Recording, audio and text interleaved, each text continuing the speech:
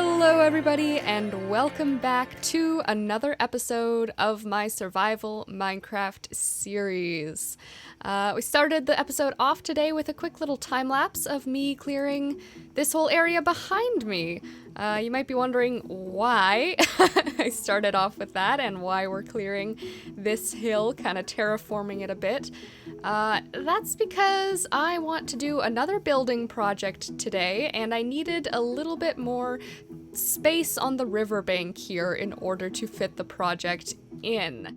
Last episode, as I was building the windmill over there, I mentioned that I was hoping to build a mill house with water wheel and whatnot, and originally I was thinking of putting it somewhere over there through the forest. After doing a bit of research on wheel houses and water wheels and how they actually work though, I realized that this location would be much more well suited to what we need.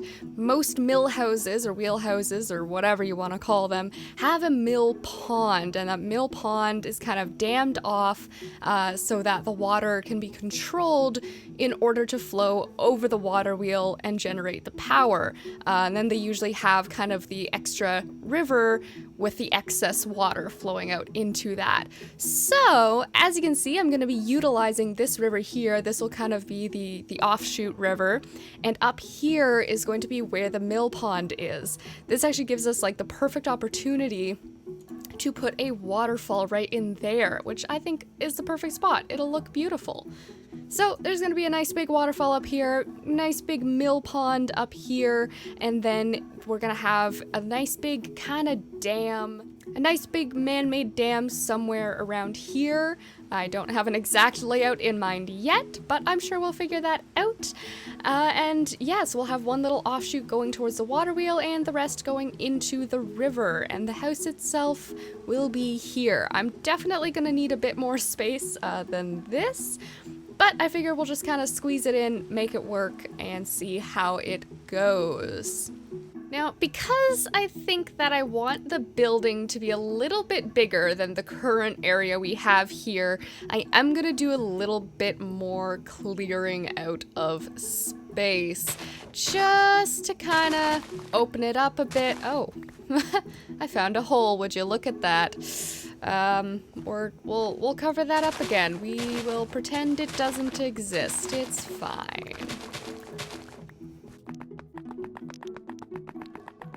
I do know that the building has to be on the same level as the water, just based on the plan I have for the water wheel itself and its placement on the building.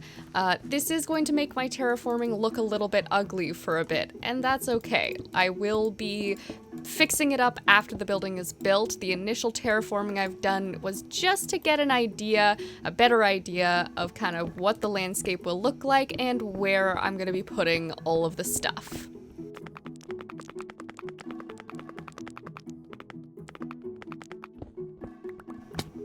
Oh, I'm down here now. Well, you know what? While I'm down here, I guess I can light things up. That's probably a good thing. Hello. No.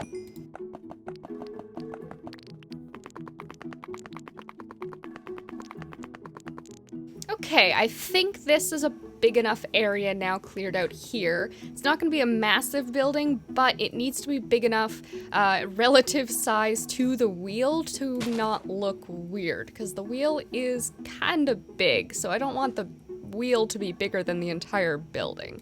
I'm going to add a bit more grass along the edge here, just so I have a bit more space to put the wheel.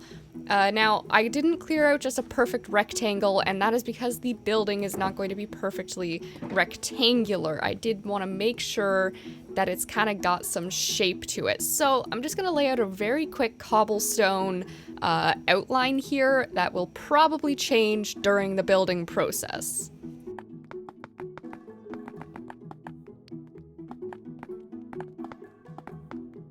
Here we have the rough outline of the building. Again, this is subject to change as needed, as will look best. Right here is where the water wheel is going to be, just kind of to remind myself where to place it on the side of this wall. I might move it one over. I don't actually know if that's in the center or not. We'll have to see. And what I'm actually going to do here is I'm actually going to build the water wheel first. I'm just going to make these walls a little bit taller. Actually, that's probably a bit too tall. We're just going to make these walls a bit taller. They're going to look really ugly. They aren't going to stay this way, but it's just so I have something, something to build the wheel off of. And then once the wheel is built, the rest of the building will kind of get built around it based off of the size and the aesthetics of the wheel. So let's get started on that wheel. I have all the materials I need for the wheel in here. Again, I'm sticking with the dark oak and the spruce aesthetic. And I did do some test building of water wheels in a creative world. So I kind of already know what I'm doing. I'm kind of using an alternating pattern here of spruce and dark oak stairs, and you'll see that this goes all the way around the wheel. I am building this wheel kind of in the reverse of how I built it in my creative world. In my creative world, I built it from the center out, but this time I'm not.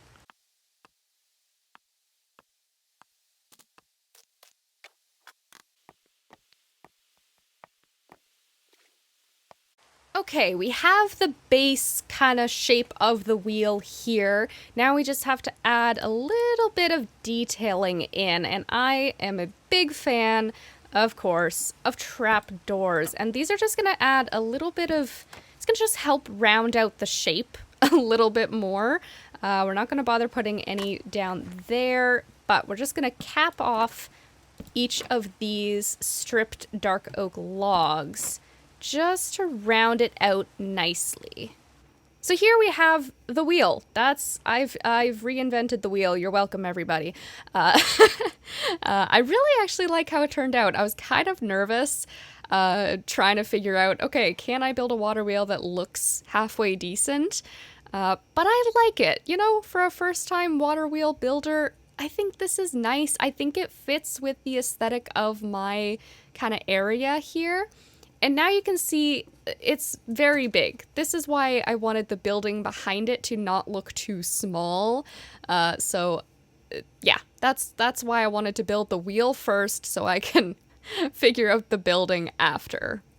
So now that we have the wheel, it is time-lapse time again. I'm gonna putter around on the building, see what I can get done with it, and then come back to you guys once it is complete. Let's go!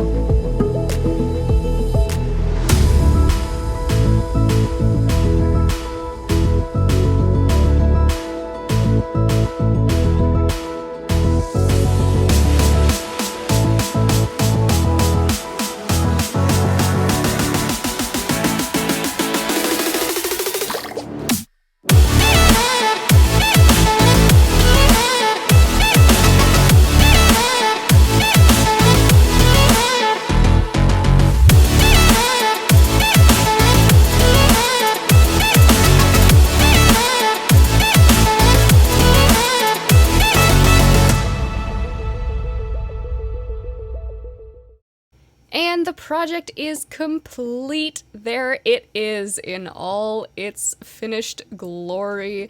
I am legitimately really happy with this build. I really like how it turned out. I think I got to spend a bit more time on the detailing of it, adding more texture and interest to it. And I feel like it just kind of brings an extra level of texture and life and interest into my world here. So I'm very happy with how it turned out. Now, I want to talk about some of my design choices here because it's a little bit unique. It's not as kind of standard as my other builds, which are pretty much just wood and stone, the basics. And this is just wood and stone. But you can see I used a lot of different blocks and a lot of different textures, and it's kind of messy. Like I even have some asymmetry going on right here, and a bit of like asymmetry there with that little window peak right there, 2 different roof styles, and again, lots of different block types. Now, the reason I went for this kind of look was partially to kind of push myself out of my comfort zone a bit more, and also because I think it fits with the environment. And that's because this is a mill house. It's been sitting by this river for a very long time, and it's got water damage. I mean, this is aged stone. This is why I used tuff instead of just basic cobble. And when I did use cobble, I made sure it was the mossy cobble, because it's right next to the river, and this water wheel is splashing up water constantly. Along that same line of thought, you can see here I actually used stripped jungle logs to kind of make it look like the wood itself has gotten water damage there from the splash of the wheel. On the roof up there, I used a variety of different block textures, mostly just for visual interest. I also think it looks pretty cool. And I used glow lichen, partially to add a bit of light, a bit of a glow to the building beyond just the lanterns. But also because, again, it's an old building, it's by the river, it's gonna have lichen growing on it. Now, even though the exterior is complete, the interior is very much not. I have not done anything with the interior yet, and I probably won't anytime soon. You can also see I kind of cheaped out and didn't even bother stripping those oak logs back there because they are hidden under the dirt. I did finish the terraforming, so there's no more stone back here. It is all grass now, very natural flow, and we don't talk about the back of the roof here. We don't talk about it. Roofs are hard, okay? Luckily there's grass here, and there'll probably be trees here that I'm just gonna strategically place so that this is hidden from view. My plan here is I have this path kind of going up that I just added in, going up to the windmill. Obviously, I'm going to build out this path a little bit more, add some cobblestone, extra texture, whatnot. But this is going to lead to a bridge, and it's just going to be a cute little bridge going over so that I don't have to swim every single time to get across to the mill. This is the only entrance to the mill. There is no other way in, so it makes sense to have an actually accessible path with a bridge right here. I also just wanted to show you guys what it looks like at night because I think it's gorgeous. It's a lot more lit up than I realized it would be. I mean, I do have a lot of lanterns on there and the glow lichen, but I did kind of think it would be a little bit dimmer. But I think it's just so pretty. I mean, you got the darkness and then just this beautiful mill house lit up at night with the dark hills behind it, which I'm sure will eventually be lit up in their own right. But we don't normally get to see things at night on this world because I sleep through every single night. So I just wanted to show you guys this is what it looks like at night. And I think it looks really cozy and nice, and I'm really pleased with how this turned out. Now, what I want to work on next is actually the pond up here and the waterfall. So I've kind of made a pond up on the top of this mountain here. We're not actually going to consider real life water physics or water sources or where water comes from. It's a block game. It's fine. It doesn't actually matter. But I did make a little pond here, and this pond is going to feed into the waterfall that goes down here, which feeds the mill pond. So I kind of want to lay out the shape of the mill pond. It is going to be quite large, and then we can pop the waterfall in, and then we'll kind of have a better idea of how this mill is getting its water. So let's lay out the pond real quick.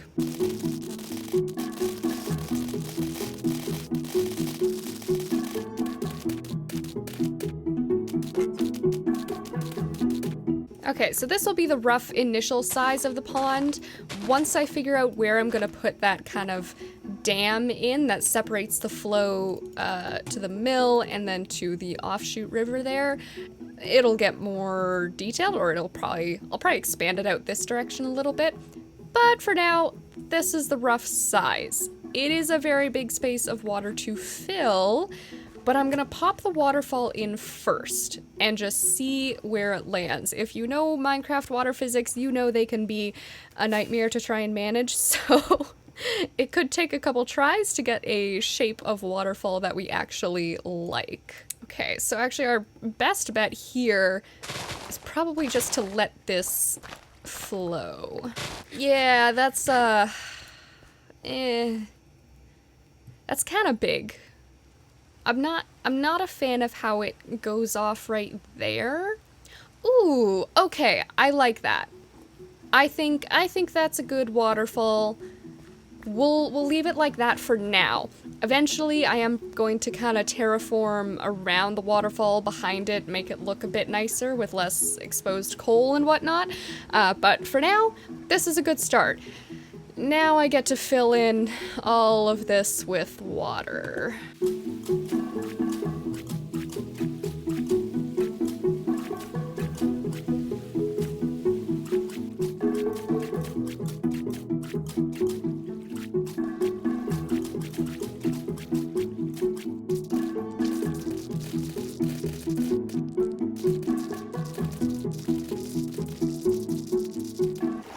Here we go. We've got a nice big pond, which will probably be expanded a little bit over that way in the future. Now, my plan here is that this is likely going to be moved out a few blocks further, and the dam will actually start around here. Now, I don't have any visual plans for the dam yet, which is why I'm not currently building it. So I just wanted to kind of get the pond in a preliminary form and the waterfall in, so we had a bit more visual interest going on behind the building. But once I get an idea of what I want the dam to look like, it will probably go somewhere around here. And so it'll go up to meet the water level, so right about there. And so then you'll get, instead of the green grass backdrop to the building, it will be a stone dam. Obviously I want to add in some vegetation. I don't have a ton of bone meal here, but I'll do my best. And I'm gonna put some lily pads on. At some point, I really want to get frogs. I have not yet found a mangrove swamp though, so I'm kind of stuck with what I've got for now. I'm gonna look around in the future at some point. Maybe that'll be a future episode, a hunt for frogs, and then I will definitely be adding frogs to this pond area. The main thing I want to improve is this line of sight here, because realistically, coming from my home, this is the path I will be taking the most, and there will be more little buildings and whatnot around here. But when you're coming along here, okay, yeah, you see the mill, it looks quite pretty, and now you see the waterfall, which again adds a lot of nice visual interest, but you still have kind of this plain green and then gray. It's a very flat lines there, and so that's why I'm going to add a dam in at some point to make it look a bit more unique, and then over here I'm going to add more buildings just to make it look nicer. The last thing I want to do in today's episode is build that bridge I was talking about. Now, I am not particularly good at building bridges. I find anything that needs to be slightly curved like that feels really awkward and kind of just throws me off. So I'm gonna build it off camera so you don't have to see me struggle with it, and I will come back to you once it is done.